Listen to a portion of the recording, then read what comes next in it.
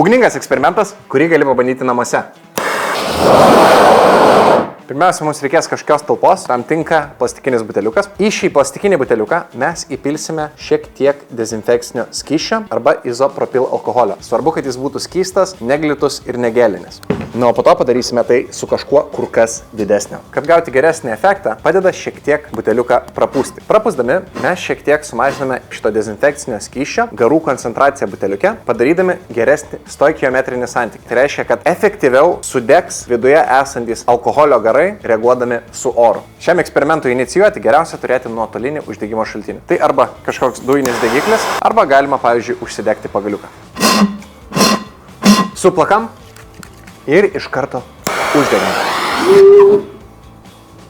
Na, dabar padarykime lygiai tą patį, tik su kur kas didesnė talpa. Šito nerekomenduojame daryti namuose. Pirmiausia, pažiūrėkime, kaip tai atrodys stiklainėje neprapūtus.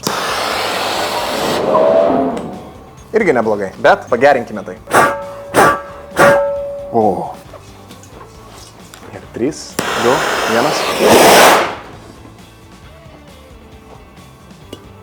Wow. Tai va, dabar mes pasiekėme kur kas geresnį stoikiometrinį santykį. Jeigu degame tik garus, efektas yra kur kas mažesnis, bet jeigu dar papučiame, pasidaro geresnis santykis ir gauname kur kas didesnę ir greitesnę liepsną.